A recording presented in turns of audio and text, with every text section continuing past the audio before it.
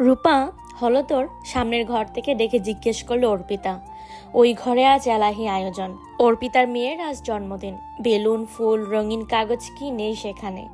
রূপা সবজিগুলো ভেজে ভাতে মেশাচ্ছে, আর আরেকটা ওভেনে ততক্ষণে 4টে সিটি পড়ে গেছে। অর্পিতা অবশ্য বলে গেছে 5টা হলেই বন্ধ করে দিতে। তাই ভাতে সবজি মেশাতে মেশাতে কান পেতে রইল। মাত্র 22 দিনই হয়েছে রূপা এই বাড়িতে এসেছে, আর 2 মাস হয়েছে বিয়ে হয়েছে। বিয়ে আর কি, পালিয়ে একটা মন্দিরে গিয়ে শাখা সিঁদুরটা পরিয়ে দিয়েছে রাজু, সেটাই বিয়ে। রাজু রাজমিস্ত্রি জেনেই পালিয়েছিল রূপা। খুব ভালো না হলেও রোজ দুমুঠো ডাল ভাত ঠিক জুটে যায়, কিন্তু এটা তো জীবন হতে পারে না। বাবার বাড়িতেও ডাল ভাত খেয়েই বড় হয়েছে রূপারা 4 ভাই বোন। হয়তো বাবা মা ওর একরকম খুশি হয়েছে ও পালিয়ে গেছে বলে, না হলে মেয়ের বিয়ে দেওয়ার ক্ষমতা ছিল না রূপার বাবার। প্রেসার কুকারের সিটির আওয়াজটা হতেই তাড়াতাড়ি সব ফেলে বন্ধ করে দিল গ্যাসটা। 5টা সিটি বলেছিল অর্পিতা, সেরকমই করেছে ও। যদিও এই খাসি রান্না করার খুব অভিজ্ঞতা নেই রূপার, অভিজ্ঞতা থাকবে কি করে? ও কি আদৌ রান্না সেরকম করেছে কখনো? বাবার বাড়িতে যাও করেছে, ডাল সেদ্ধ, ভাত, ডিম সেদ্ধ, সেটা সময় খুব ভালো হলে, আর অন্য সময় ফ্যান ভাত কিংবা পান্তা ভাত। এর পিছনে অবশ্য হরিহর বাবু মানে রূপার বাবার অসাধারণ এক যুক্তি ছিল। ডাল, ফেনা ভাত, পান্তা ভাত এসবের গুণ জানিস? সেই গুণযুক্ত খাবার খেতে গিয়ে আর রান্নাটা শেখা হয়নি রূপার। ভেবেছিল রাজুর বাড়িতে এসে দুটিতে খুব সুখে থাকবে, অনেক রান্না করবে যেগুলোর স্বাদ কখনো পায়নি এখন নিবে। সেখানেও থুর বড়ি খাড়া আর খাড়া বড়ি থুর। কিরে মাংস হলো? জিজ্ঞেস করলো অর্পিতা। রূপার ততক্ষণে ভাত সবজি সব মিলেমিশে এক হয়ে গেছে। অর্পিতার কথা মতো এখন উপর থেকে ঘি আর বেরেস্তা ছড়িয়ে দেওয়ার পালা। পেঁয়াজকে কুচি করে তেলে মচমচে ভাজাকে নাকি বেরেস্তা বলে, আর সেটা নাকি উপর দিয়ে ছড়িয়ে দিলে দারুণ স্বাদ হয়। অর্পিতার মুখেই জেনেছে রূপা। মাংস হলো কিনা তার উত্তর রূপা দেবে কি তার আগেই অর্পিতা নিজেই প্রেসার কুকারের কাছে নাক দিয়ে ঘ্রাণ নিল। তারপর চোখ বন্ধ করে অর্পিতা বলল, হয়ে গেছে। রূপা অবাক হয়ে জিজ্ঞেস করলো, কি করে বুঝলে? অর্পিতা খুব অবাক হয়ে বলল, তুই নাকি রান্নার লোক, অথচ এসে থেকে আমিই তোকে রান্না শেখাচ্ছি। বলে তো ছিলি 5 বাড়ি রান্না করিস। তারা কারা ভাই? খুব মজা করে বলল অর্পিতা। এই অর্পিতা এভাবে মজা করেই অনেক অপ্রিয় কথা বলে দেয়। রূপা এই কদিনে সবটা বুঝে গেছে। আর এটা তো সত্যি, রূপা এরকমটাই বলে ঢুকেছে যে ও অনেকগুলো বাড়িতে রান্না করে। আর কি করতো তাছাড়া? কাজটার যে খুব দরকার ছিল ওর। আর বাড়িতে তো সত্যি ও রান্না করে। পোলাও মাংস না করুক, ভাত, ডিম, ডাল, মাঝে মাঝে মাছ, আর মাসে একদিন মুরগি। তা সেগুলো তো কাঁচা খায় না, তেলে ঝাল মশলা দিয়েই রান্না করে খায়। তাহলে মিথ্যে তো বলেনি। কি করব বলো? তোমার বাড়ির কেমন রান্না পছন্দ তুমি না বলে দিলে কেমন করে জানবো?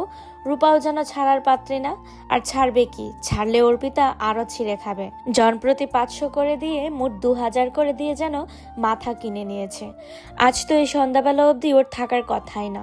কি সুন্দর বলে দিল, কাল কিন্তু একটু বেশিক্ষণ থাকতে হবে, রান্নার চাপ থাকবে, বাড়িতে অনুষ্ঠান আছে, অনেক আইটেম করতে হবে, গুছিয়ে করবি। কেন করবে রূপা? ওর তো বেলা 12টা থেকে এসে ঘরোয়া রান্না করে দেওয়ার কথা ছিল। অতিরিক্ত কাজে তো অতিরিক্ত মূল্য থাকবে, সেও না হয় মেনে নিল। কিন্তু দুপুরে খেতে দিল সকালের হওয়া লুচি আর তরকারি। সবাই তো মাছ দিয়ে ভাত খেলো। 3 বেলা ভাত খাওয়ার অভ্যেস রূপার, পেট ভরে তাতে। নে, বেরাস্তা দিয়েও অনিয়ন রাইস রেডি। চিংড়ি মাছ তো সকালেই রেডি করে রেখেছি। ফিশ ফ্রাই অর্ডারে দেওয়া আছে। ওর অনেক হ্যাপা, তাই ওটা আর পারলাম না। নে, কুকারের ঢাকনাটা খুল, দেখি কেমন হলো মাংসটা। অর্পিতার তারাই উৎসাহ নিয়ে রূপা এগিয়ে গেল গ্যাসের সামনে।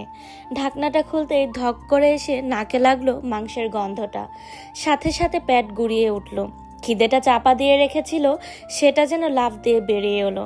উকি মেরে দেখলো রূপা, তেলে আলু মাংস মিলেমিশে একটা অপূর্ব রূপ। ইচ্ছে করছে আঙুল ডুবিয়ে একটু তুলে জিভে ঠেকায়। আরে করছিস কি? মাংসের মধ্যে ঢুকে যাবি তো। অর্পিতার কথায় প্রায় কেঁপে উঠল রূপা। ওই যে অর্পিতা খুব মজা করে কথা বলে, তাতে যে আঘাতটা পায় সে শুধু বুঝে মজার সাজা। কি দারুণ গন্ধ বেরিয়েছে গো বৌদি। রূপা নিজেকে লুকাতে না পেরে বলল। অর্পিতা প্রায় ছুটে এসে একটা মস্ত গামলা বের করে তাতে ঢালতে লাগলো মাংসটা। নিজের শরীর দিয়ে এমনভাবে আড়াল করলো যাতে রূপা দেখতে না পায়। রূপা একটু উকি ঝুঁকি মারছে দেখার জন্য যে পুরো মাংসটা কড়াইতে ঢালার পর দেখতে কেমন লাগছে। চোখের শান্তি। বড় বড় করে শ্বাস নিচ্ছে রূপা। রান্নাঘরের এ দেওয়াল থেকে অন্য দেওয়ালে ঘুরে বেড়াচ্ছে গন্ধটা। মুরগি ও তো বানাই, ভালো গন্ধ বেরোয়। রান্না করতে করতে 2-1 টুকরোও খেয়ে নেয়। আসলে এই গন্ধটাতেই যেন কেমন একটা টান আছে, কিন্তু এই গন্ধটা যেন আরো টানছে রূপাকে। খাসি খাওয়া বলতে একবার মামার মেয়ের জন্মদিনে মামি করেছিল। গরম ভাত, 2টো আলু আর 2 পিস ছোট ছোট মাংস। খুব ভালো লাগেনি সেদিন, হয়তো লাগলেও মনে নেই। কত ছোট তখন রূপা। আর যাই হোক, মামির বানানো সেই ঝুলে আজকের গন্ধটা ছিল না, সেটাই স্বাভাবিক। আজকের ঝুলে কি নেই? টক দই, গরম মশলা, ঘি, আরও কি কি মশলা দিচ্ছিল অর্পিতা, নামও জানে না রূপা অত।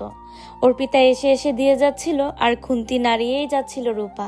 শিখে নিয়েছে মাসের শেষে অর্পিতা টাকা দিলেই 500 মতো আনবে, একদম ঢেলে খাবে দুজনে। আচ্ছা, আজ কি বৌদি যাওয়ার সময় খাবার গুছিয়ে দেবে?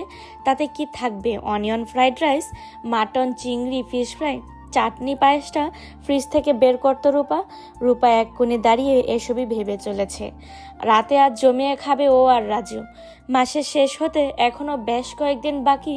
এখন রান্না করতে ডিমের ঝোল, ডাল, গেরি গুগলির তরকারি আর একদিন চুনো মাছের ঝোল। কি রে, কথা কানে যাচ্ছে না? আবার বলল অর্পিতা।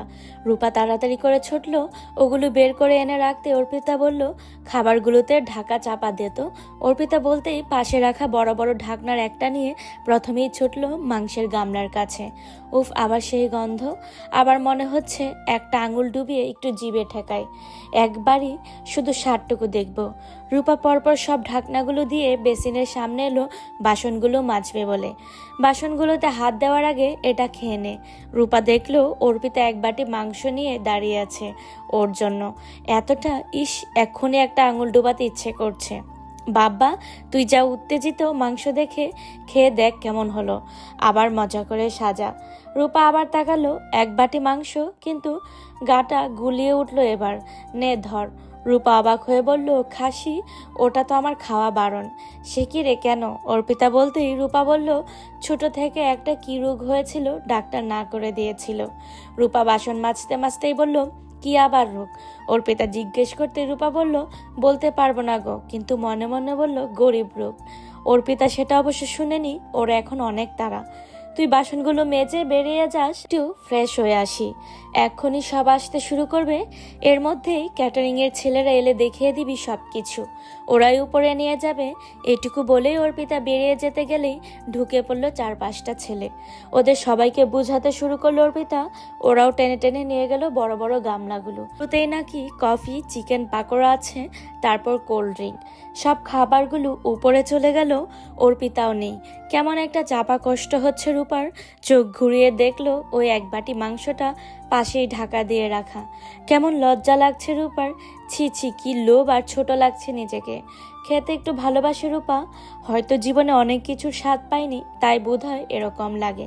কিন্তু এটা ঠিক না, জানে। তাও মনে হচ্ছে বৌদি কি খাবার দেবে? দিলে কি নেওয়াটা ঠিক হবে কি? বড় লোকরা কেন এমন হয় কে জানে।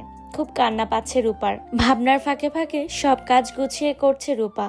গ্যাস মুছে স্ল্যাব পরিষ্কার করে বাসনগুলোও তুলে দিল। হঠাৎ অর্পিতা হন্তদন্ত হয়ে ঘরে ঢুকে 5টা 100 টাকার নোট ধরিয়ে দিল রূপার হাতে। রূপা দেখলো অর্পিতার চুলগুলো ভেজা। এটা রাখ, এতটা করে দিলি, এটাই অনেক। বাথরুমে ঢুকে গেছিল, হঠাৎ মনে পড়লো, বলেই বেরিয়ে গেল অর্পিতা। রূপা যে কিছু বলবে তার উপায় নেই। কি বা বলবে? ফেরত দিয়ে দিবে? কেন, এটা ওর প্রাপ্য। আর 500 টাকা মাসের শেষে অনেক। এটা পেয়ে মনটা নেচে উঠল রূপার। যাওয়ার সময় আজ একটু মাংস কিনে নিয়ে যাবে। সে না হয় মুরগিই হোক, কিন্তু সম্মান তো বাঁচবে। সম্মানের আনন্দে নাচ নাচতে বেরিয়ে এলো রূপা। ওদিকে হই হুল্লোড়ের আওয়াজ পাচ্ছে। রূপা অন্য দিকটা দিয়ে বেরিয়ে সিঁড়ির নিচ থেকে জুতোটা বের করে এনে পড়ছে। ওপার থেকে একটা ছেলে নেমে এসে একটা প্লাস্টিক সামনে ধরতেই রূপা অবাক হলো। ছেলেটা বলল, ধরো। রূপা গোলগোল চোখ তাকিয়ে বলল, কেন? ছেলেটা একটু অবাক হয়ে জিজ্ঞেস করলো, রূপা, তো বৌদি তো তোমাকে একটা পার্সেল দিতে বলল। রূপার কিছু বলতে পারল না, নিয়ে নিল প্যাকেটটা। মানুষ খারাপ ব্যবহার করলে সেই জ্বালা, সেই কষ্ট অন্যরকম, কিন্তু সেই খারাপ মানুষটাই যদি হঠাৎ বদলে যায়, ভালো হয়ে যায়, সেটাই জ্বালা আরও। কত ভুল বুঝেছে রূপা, কত রাগ করেছে, অথচ গরিব বলে কোনো অসম্মান করেনি, ভরিয়ে দিয়েছে। ভাবতে ভাবতে বাইরে বেরিয়ে এলো রূপা। ঝলমল করছে দোকানগুলো, খুব সুন্দর জায়গায় বাড়ি অর্পিতাদের, খুব জমজমাট। হঠাৎ এক দোকানে ঢুকে পড়ল রূপা। সামনে রাখা লম্বা চুল, লম্বা পায়ের রোগা বোতলটা তুলে জিজ্ঞেস করলো, কত দাম দাদা? লোকটা বলল 520। কুড়ি নেই বোধহয়, ব্যাগে 10 টাকায় বোধহয় পড়ে আছে। দাদা 510 হবে? লোকটা মাথা নাড়াতে আনন্দে নেচে উঠল রূপা। একটু সোনালি কাগজে মুড়ে দেবেন বলেই শান্ত হয়ে দাঁড়ালো। হাতের প্লাস্টিকটা এখনো গরম, নিজের অজান্তেই নাকের সামনে তুলে ধরল। উফ কি দারুণ! মনে মনে বলতেই চোখের সামনে ফুটে উঠল এক বাটি মাংস। না, তাতে আর অপমান নেই, বরং অনেক স্বস্তি। এই নিন দিদি পুতুলটা। এই পুতুলটাই সম্মান, স্বস্তি, জিতে যাওয়ার প্রতীক। খুব সুন্দর দিন কাটলো আজ রূপার, পুরো সমান সমান।